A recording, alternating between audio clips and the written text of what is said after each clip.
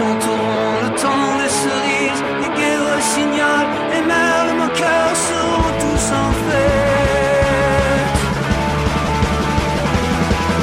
Les belles auront la folie en tête, et les amoureux du soleil au cœur quand nous chanterons le temps des cerises, sifflera bien mieux le merle moqueur.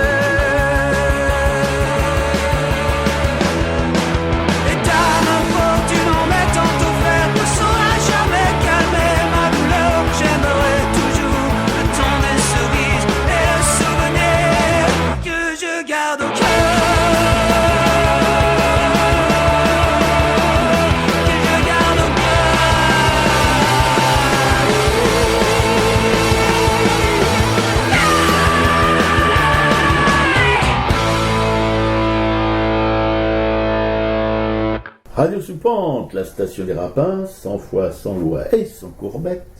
L'émission Arakai du 5 octobre 2021, en espérant que ce soit un temps plus agréable que celui d'hier. Quant à aujourd'hui, c'est un peu mieux. Qui va vous causer dans le poste, évidemment, et c'est bien sûr de la journée de l'estampe, parce que nous on était avec à une, il y en avait deux, samedi, non, le lundi et le mardi. Nous y sommes allés le mardi. Donc on va vous narrer notre déambulation et nos rencontres avec des graveurs, des pointures, attention.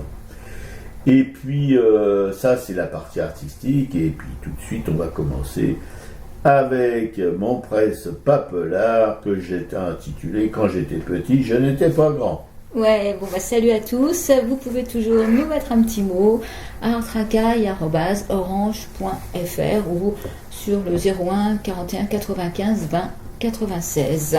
Le gars était un tâcheron n'ayant que ses bras pour fortune. La fille celle du patron, un gros fermier de la commune. Il s'aimait tout de temps et plus, il s'aimait tout de temps et plus. Écoutez ça, les bonnes gens, petits de cœur et gros d'argent. Écoutez ça, il s'aimait tant et plus, l'amour ça se fout des écus. Lorsqu'ils s'en revenaient du bal, par les minuits clairs d'assemblée, au risque d'un procès verbal, ils faisaient de larges roulées. Au plein des blés profonds et droits, au plein des blés profonds et droits. Écoutez ça, les bonnes gens, qu'un licorne rentre le temps. Écoutez ça, les blés profonds et droits, l'amour ça se fout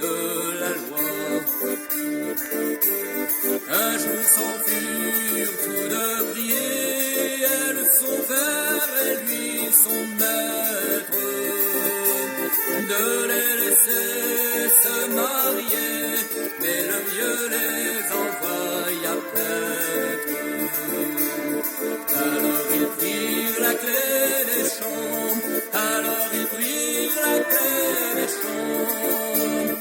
Écoutez ça, les bonnes gens qui respectaient les cheveux blancs. Écoutez ça, ils prirent la clé des champs, l'amour ça se fout des parents. S'enfuirent dans quelques cités, loin des labours et des jachères. Passèrent ensemble un été, puis tout à coup ils se fâchèrent. Et se quittèrent bêtement, et se quittèrent bêtement. Écoutez ça, les bonnes gens, mariés, cottus et puis contents. Écoutez ça, ils se quittèrent bêtement, l'amour ça se fout des amants. L'amour anarchie, c'est un texte de Gaston Coutet, c'est interprété par Marc Robin. Pour mon presse-papier, dont je répète le titre, quand j'étais petit, je n'étais pas grand. La suite, vous la connaissez, non? Je montrais mon derrière à tous les passants. Et paf, une taloche monumentale de mon aïeul qui manquait juste un petit peu d'humour. Mais pourquoi cet acte de bravoure d'un mioche dans sa 5e année? Tout simple, sur un conseil avisé d'un frère aîné qui pensait les conneries pour moi. Non, lui ne se mouillait pas. Il avait un porte-parole qui se faisait tarter pour lui. Fastoche que je me dis aujourd'hui en y repensant. Sauf qu'il m'a mis, involontairement, sur le chemin de la route de la rébellion permanente à défaut de révolution. Mais enfin, un chemin fastoche par rapport à celui de vrais révolutionnaires. Vous avez dit révolutionnaire, mon cher cousin? Ils ont une existence réelle, ces gens-là?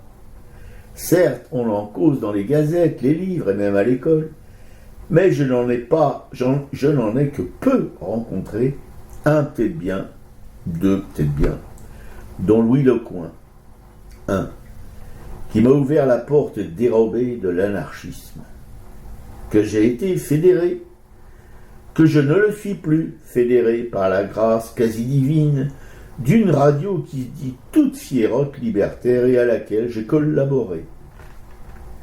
Jusqu'au jour où la fatalité incarnée par une bande de malpropres m'a refilé une ch'touille d'enfer en me traitant d'antisémite. Nous animions plutôt ma camarade et moi, celle qui, aujourd'hui encore, anime cette émission, en ma compagnie, une émission au titre pas très catho d'Intifada, qui semble avoir contrarié les révolutionnaires en chambre de cet organe radiophonique qui se la joue libertaire. Nous sommes donc sur le trottoir depuis, et je viens d'apprendre que la plus vieille émission de cette radio, Trafic, vient de mettre la clé sous la porte, sous le paillasson qui est devant sa porte, je crois, c'est comme ça qu'on fait, qui s'ajoute à la liste sans fin des expulsés ou des démissionnés pour cause d'indisposition des squatteurs aux commandes. Une petite bande de ouf qu'à côté un Zemmour et Palo tout en restant falot. Il suffit de peu de cons pour foutre en l'air cette œuvre de la FA. Une mésaventure déjà survenue par le passé. Pas un truc fastoche à mettre en route, tu crois? La preuve du contraire, sous les yeux fermés de ce petit monde d'initiés, qui se font virer pour n'avoir pas mis en pratique les principes de base de cette idée qu'on appelle l'anarchie. Se révolter collectivement et botter le cul et les plumes des coucous qui se sont installés dans les studios de RL. Que vous l'aurez compris, ne sont pas des combattants. il suffirait de presque rien pour les évacuer. Sauf que ce presque rien, il n'y a pas en magasin. Avec la fin de trafic, la fin des haricots se ramène, on se pour les champs le berlingot. Et ce n'est pas l'émission révolutionnaire lundi matin qui va changer la donne, qui se fait du gras sur le balançage et tabasse allègrement tout ce qui ressemble à l'idée. Avec une vibère au point qu'Hervé Bazin n'aurait pas renié, une folle coche de première bourre qui alimente son fonds de commerce de ragots plus faisandés, tu claques. Et ce sont ces individus mal embouchés qui sont aux manettes pour diffuser l'idée anarchiste. Au secours, le coin joyeux et tous ces animateurs d'émissions enterrés sous les calomnies et surtout la bêtise crasse d'une minorité d'imbéciles heureux et fiers de l'être. Ouais, pas demain la veille que la connerie évacue les lieux de la pensée. Louise Michel et tous ceux du mur des fusillés ne sont plus d'aucun secours. On commémore, on ensevelit surtout la fin de l'utopie. On marche sur ce chemin pour le coup nettoyé de ces cailloux. Et sans le secours de ces munitions de jet, que reste-t-il de nos amours? Une petite branlette, 2 petites branlettes, plus? Ouais, une radio qui n'a plus de libertaire que le nom, effectivement. Son fonctionnement est plus du tout, bien loin d'être libertaire, et seules quelques vaillantes animatrices osent encore mettre les pieds dans le plat pour ses risques d'être un jour peut-être mise à la porte. Je lui souhaite pas. Voilà.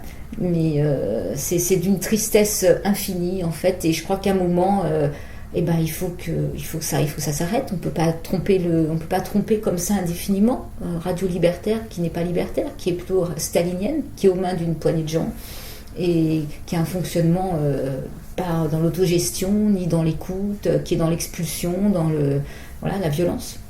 Et on remercie vraiment du fond du cœur Gérard qui nous a communiqué ces dernières avanies et qui a rédigé quelques petites lignes assez savoureuses sur la révolutionnaire émission dite lundi matin. Voilà, moi j'ai beaucoup ri à la subtilité de la rédaction de ce petit billet d'amour frelaté. Ouais. Alors dans les injustices, on va continuer. Alors moi c'est un article qui est paru dans Paris Lutte Info. Voilà, ce sont des camarades qui vont être convoqués des camarades, c'est Paris Lutte Info qui dit ça, des bénévoles qui travaillent pour faire la redistribution de denrées, de biens de nécessité, qui sont convoqués pour un procès le 14 octobre. Alors voilà ce qui s'est passé. C'était suite à une action d'autoréduction en janvier dernier dans un magasin Carrefour. Ça arrive régulièrement, donc là c'est le jeudi 14 octobre à 9h. Il y aura donc ce procès de 2 personnes. L'identité avait été contrôlée lors de l'autoréduction qui a eu lieu au Carrefour Market de la rue Nationale dans le 13e arrondissement de Paris le 30 janvier dernier, et on leur reproche d'avoir, entre guillemets, frauduleusement soustrait des biens de consommation, denrées alimentaires, alcool, IFI, etc. On verra que pour ce qui est de l'alcool et de l'IFI, c'est pas vrai. C'est simplement des denrées alimentaires. Voilà. Pour un montant estimé à 16 449 € au préjudice de Carrefour Market, avec cette circonstance que les faits ont été commis en réunion. Alors, au-delà de ce montant fantasque, dont ce comité ignore la méthode de calcul, on peut rappeler ce qui s'est passé. C'est que de ce 30 janvier, il y avait une 60aine de militants qui remplissaient des caddies de produits alimentaires et hygiéniques dans le supermarché. Ils avaient distribué des tracts aux salariés, aux clients, ils avaient déployé 2 banderoles, ils avaient bloqué les caisses et expliqué au mégaphone les raisons de leur action. Donc une négociation avait été entamée entre ces militants et le directeur du supermarché. Donc contacté par le directeur, le siège de Carrefour avait accepté de céder la marchandise s'il s'agissait, selon leurs critères, de produits de première nécessité. Et donc, au bout d'1 heure et demie de discussion, qui a principalement porté sur la qualité et la nature des produits qu'on les autorisait à emporter, ils sont donc partis remplir leur caddie avec l'accord de la direction. Dans les jours qui ont suivi cette autoréduction, différents collectifs de la région parisienne engagés dans des actions de lutte contre la précarité ont donc redistribué ces produits alimentaires et hygiéniques. Ce sont des liens qui se sont tissés depuis le début du confinement via les cantines populaires, les réseaux de maraudes, les associations de femmes, les collectifs de travailleurs sans papier, les mères isolées, donc qui peuvent récupérer ces produits. Et dans ces produits, effectivement, il y avait des produits que eux jugeaient progresser, mais pas forcément de mauvaise qualité. C'est-à-dire qu'ils ont demandé effectivement à pouvoir prendre. Ils ont pris du lait bio, ils ont pris des couches de bonne qualité, parce que c'est pas parce qu'on les distribue à des gens qui ont moins de revenus qu'on doit leur donner toute la merde. Donc en mars donc 2020, on sait ce qui s'est passé. Il y avait tous ces gens qui se sont retrouvés quand même dans la misère avec le confinement. Donc c'est aussi des militants qui sont allés à Rungis, qui ont récupéré des fruits et légumes invendus. C'est ce qui se passe, nous, à la cantine, justement, des Gilets jaunes de Montreuil. Il y a des équipes comme ça qui vont à Rungis et qui remplissent les camions. Et ils sont plusieurs collectifs, après, à se redistribuer donc tous les produits qui sont récupérés. D'ailleurs, c'est impressionnant de voir le gâchis qu'il peut y avoir et tout ce qu'on peut récupérer. Donc il y a aussi des collectes devant des supermarchés. Donc la grande distribution aussi des fois aime bien aussi montrer qu'ils œuvrent pour le petit peuple en faisant de la promotion avec ça. Et donc ce 30 janvier dernier, voilà, il a fallu négocier avec le Carrefour et là on leur attente un procès, donc ce qui est absolument injuste. Et d'autant que ce qui est important de rappeler, c'est que les grands gagnants de la crise sanitaire, ce sont les hypermarchés qui eux ont eu des chiffres d'affaires. La grande distribution a une croissance de 6,3 de son chiffre d'affaires. Ça veut dire que Carrefour, ses bénéfices ont augmenté de 107% entre 2019 et 2020 et les dividendes redistribués de 114%. Et que le PDG de Carrefour, qui s'appelle Alexandre Bompard, gagne 430 fois plus que le salaire moyen d'un employé de son entreprise. Et à ça, on peut rajouter que les primes dites Covid de 1 000 € qu'on devait distribuer aux salariés, qui ont été soumis donc à ces conditions de travail pendant la crise sanitaire, donc qui ont quand même été mises en danger, parce qu'au fait, il y avait quand même une grosse incertitude en mars 2020 sur la contamination, sur ce qui pouvait se passer. Certains attendent encore leur prime, quoi. Bon, t'es étonné Dominique, non mais ça t'étonne? Non, je suis pas étonnée, mais voilà. Donc quand je lis ça, que là il va y avoir un procès sur des gens qui, en fait, c'est redistribué. Et d'ailleurs, cette histoire de chènifier d'alcool n'est pas vraie. C'est-à-dire qu'on leur avait dit, le directeur était d'accord à condition qu'ils ne prennent pas d'alcool. Ils n'ont pas pris d'alcool, ils n'ont pas pris de chènifi. Et voilà ce qu'ils vont avoir à porter sur le dos. Alors que c'est de la redistribution à des gens qui sont vraiment dans le besoin. Tu peux rappeler la différentielle de salaire entre 430 fois. 430 fois le salaire d'un employé. Combien il gagne un employé? Un employé gagne le SMIC. En plus, souvent, c'est des temps partiels. Le SMIC, c'est combien? Le SMIC, ça doit être 1 200 €, je pense. Donc, alors, 400 voilà. fois 1200, c'est voilà, je te laisse faire le calcul. Je laisse aux auditeurs de faire le calcul. Ouais. Mais voilà, et on rechigne à verser 1 000 € aux gens qui ont fait en sorte que ce magasin puisse avoir de tels bénéfices. Bon, ce qui est vrai pour Carrefour est vrai aussi pour d'autres magasins de l'alimentaire. Voilà, bien sûr. Ouais, évidemment. Voilà. Non, mais... par exemple, la famille Muliez avec Auchan, c'est des millions depuis qu'ils font ce trafic, c'est des milliards qu'ils ont engrangés, voilà. Et ils vivent en Suisse en Belgique pour pas payer d'impôts en France, voilà. Ouais, tous ces gens-là, c'est vraiment. Mais c'est vraiment, c'est rien pour eux, c'est une égratignure qui est insignifiante, voilà. Mais non, c'est trop. Rien, c'est trop. Voilà. Et en plus, je trouve que l'autoréduction, pour le coup, c'est très libertaire. Tout à fait. Au moins, eux, ils se bougent. Au moins, eux, ils font vivre l'idée libertaire, pas comme d'autres. J'habite une chambre dans une cité. Le matin, je sors pour aller pointer. J'attends pour rentrer que la nuit soit tombée. J'ai toujours pas mis un sou de côté. Il n'y avait plus ni terre, ni champ, ni bétail. Il n'y avait plus de bras pour m'aider au semail. Plus de femmes pour engranger la paille. Plus personne, il fallut que je m'en aille. J'ai rencontré une fille dans la Micheline que je prenais pour aller à l'usine. Je lui ai parlé d'amour et d'aubépine. Elle ne rêvait que de manteau en zibeline. J'ai laissé mon chat, mon chien, mes abeilles. Le petit 3 pièces plaisait à Mireille. La vie en ville après tout c'est pareil. À part ce bourdonnement dans les oreilles. Avec les 4 sous qu'on a gagnés, le soir au lit on s'est mis à rêver d'un petit bungalow dans une vallée. Revoir le pays ne fût-ce qu'une journée.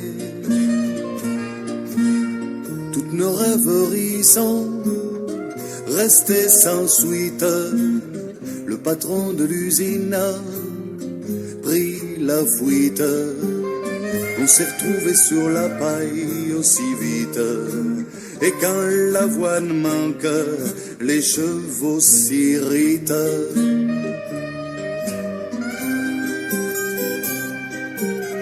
J'habite une chambre dans une cité.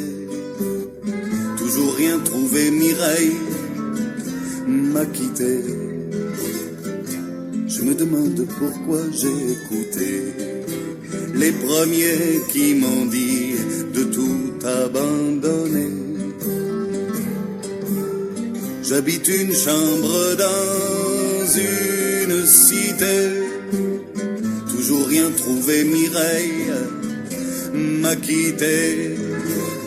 Et chaque matin quand je vais pointer, je me demande où ça va s'arrêter.